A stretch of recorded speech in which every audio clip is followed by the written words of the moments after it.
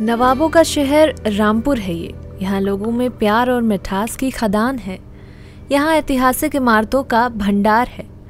पर रामपुरी चाकू और चटापटी यहाँ की पहचान है।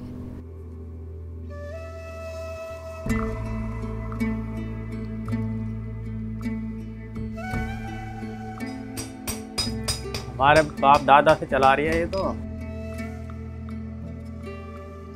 मटन का गुलाब जामुन होता है, फिश का गुलाब जामुन होता है, हलवा होता है। यहाँ के नवाबों का रहता था कि एक नए से नया कुछ स्पेशल कुछ बनवाएं।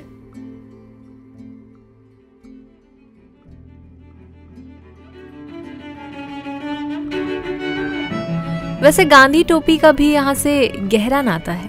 कहते हैं 1920 के आसपास महात्मा गांधी रामपुर आए थे। वापस जाते समय उनको जामा मस्जिद की तरफ से होकर गुजरना था, जहां बिना सर पर टोपी के नहीं जाते। तो स्वतंत्रता संग्राम सेनानी मौलाना मोहम्मद अली जौहर की वालिदा बी अम्मा ने अपने हाथों से मोटे कपड़े की एक टोपी सिलकर उन्हें दे दी थी, और यही टोपी आगे चलकर गांधी कैप के नाम से मशहूर हुई। यही नहीं, 90 के दशक में बनी फिल्मों में रामपुर की रामपुरी चाकू ने खूब धार दी।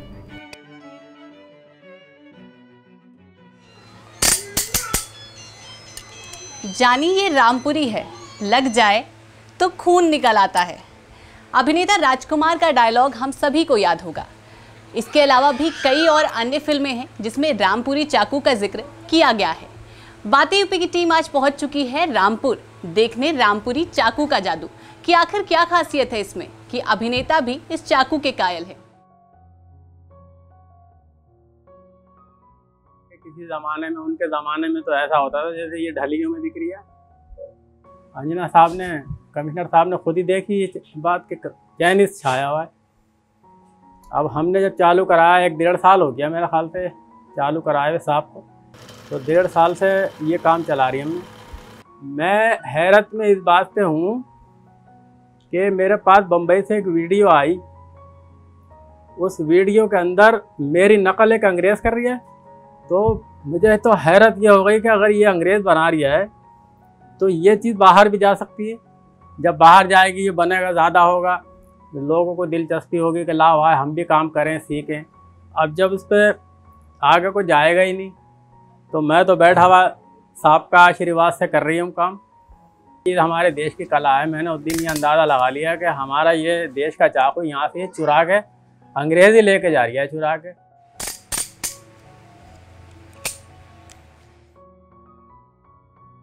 अब बताते हैं आपको रामपुर की ओडीओपी चटापटी के बारे में, जिसे दुनिया भर में पहचान दिलाने का काम रामपुर की सरला खान कर रही हैं।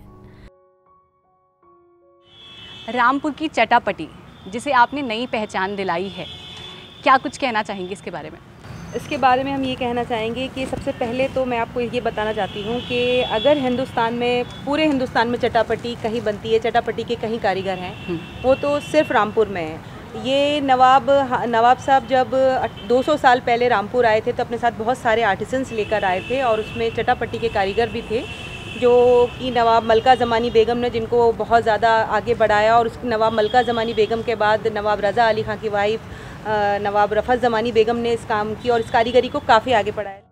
उस ज़माने में जो कपड़े पहने जाते थे वो काफ़ी हैवी होते थे, बहुत कारचोप किया हुआ होता था उन पर, और बहुत कीमती हुआ करते थे। जो कपड़े वो पहना करती थी, उसमें जो कपड़ा बच जाता था उसको भी वो काम में लेती थी। छोटे छोटे पीसेस के भी पटापटी बना ली, गोटी बना ली, इस किस्म की चीज़ें बना लिया करती थी।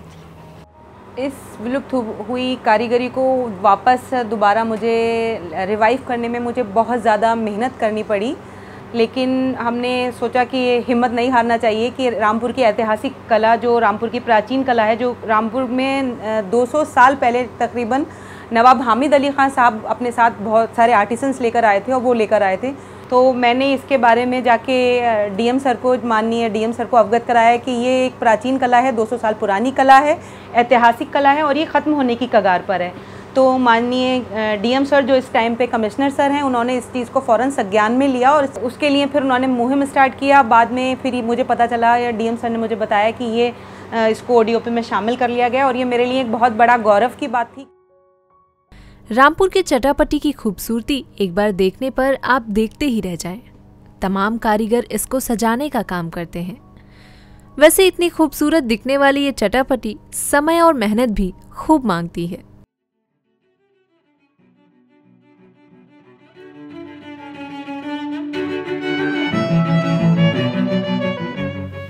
रामपुर के नवाब खाने पीने के भी खूब शौकीन थे।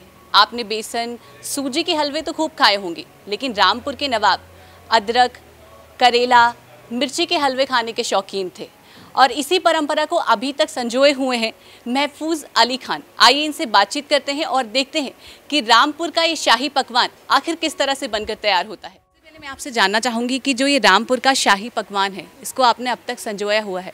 हमने बेसन का, गाजर का हलवा तो खूब खाया है, लेकिन हमने पहली बार सुना कि आप मिर्ची का, करेले का हलवा भी बनाते हैं। तो किस तरह से आप इसमें मिठास किस तरह से घोलते हैं?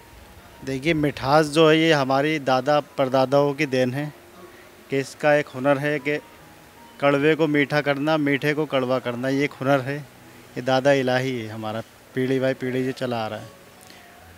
जैसे नीम का है, नीम की कड़वाहट, ऐसा नहीं है कि नीम की कड़वाहट अगर ख़त्म उसमें से कर देते हैं, तासीर उसकी ख़त्म कर देंगे तो कुछ फ़ायदा नहीं हो पाएगा, क्योंकि नीम की कड़वाहट भी सारी बीमारियों में बहुत ज़्यादा ज़रूरी है, जो कि कड़वाहट उसके अंदर थोड़ी बहुत रहना चाहिए, ज़बान को लगे जाएगा एक खाने में।